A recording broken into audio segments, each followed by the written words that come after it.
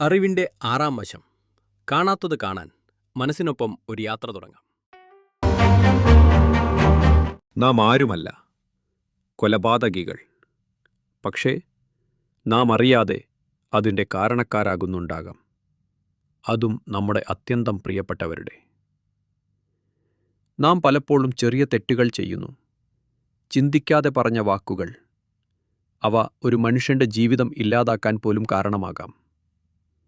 ഒരു ചെറിയ വഴക്ക്, ഒരു വാക്ക്, ഒരു ഫോൺ വിളി, പിന്നീട് അതിൻ്റെ നിരന്തര ഫലങ്ങൾ. വഴക്കിന് ശേഷം മനസ്സിൽ കയറിയുകൂടുന്ന ചിന്തകൾ, ദേഷ്യം, വിഷമം, കുറ്റബോധം. ഇവയെല്ലാം ചേർന്ന് നമ്മുടെ ബുദ്ധിയെ കുഴക്കുന്നു, ജീവിതത്തിൻ്റെ വഴിത്തിരിവുകൾ തട്ടിക്കുന്നു.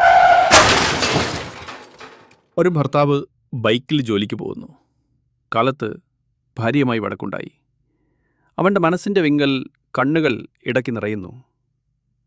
കണ്ണുനീർ തുടക്കമായി കൈ ഉയർത്തിയപ്പോൾ ബൈക്ക് നിയന്ത്രണം വിട്ടു. അവൻ ട്രക്കിനടിയിലായി മരിക്കുകയായി. ഒരു യുവതി ബസ്സിൽ നിന്നിറങ്ങി ഓഫീസിലൂടെ നടക്കുന്നു. മനസ്സിൽ ചിന്തകൾ മാത്രം, കാലത്തെ പ്രശ്നങ്ങൾ, ഞാൻ എന്താണ് തെറ്റ് ചെയ്തത്? അങ്ങനെ ഓരോന്നും ഓർത്ത് അവൾ ദുർബലമായിരുന്നു. അവൾ റോഡ് മുടിച്ച് നടക്കുമ്പോൾ ബസ് അടുത്ത് വന്നു. അവളെ തട്ടിമാറ്റി. ഒരു ഡ്രൈവർ, ബസ്സിൽ നിറയെ യാത്രക്കാർ, പക്ഷേ മനസ്സിൽ കുടുംബ വഴക്ക് മാത്രം. മക്കളെ വളരെ നല്ല രീതിയിൽ തന്നെയാണ് വളർത്തിയത്, പക്ഷേ ഇന്ന് അവരാണ് എന്നോട് ചൂടായി സംസാരിക്കുന്നത്. അയാൾ ആ സിഗ്നൽ കാണാതെ പോയി. ട്രക്കുമായി കൂട്ടിയിടി. അയാൾ മരിച്ചു. കൂടെ ആ ബസ്സിലുണ്ടായിരുന്ന മറ്റു പലരും.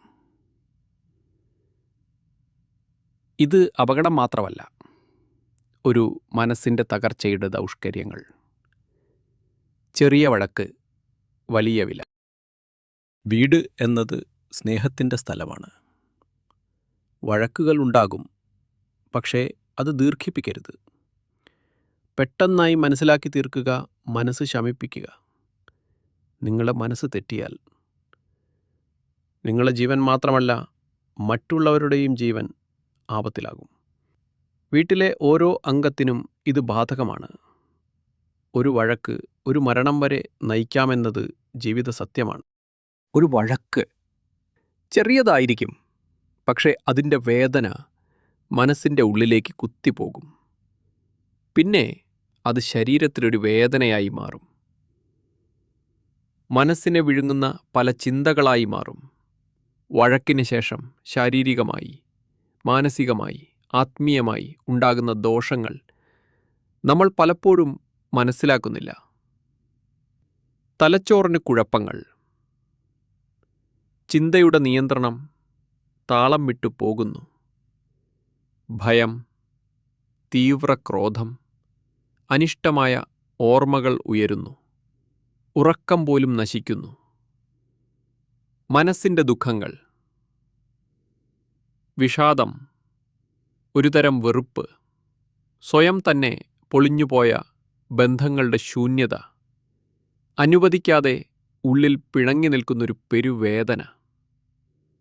ശാരീരിക ദുസ്ഥിതികൾ, തലവേദന, അമിത തളർച്ച, നെഞ്ചലിപ്പ്, ഹൃദയത്തിൻ്റെയും രക്തസമ്മർദ്ദത്തിൻ്റെയും നിയന്ത്രണക്കേട്.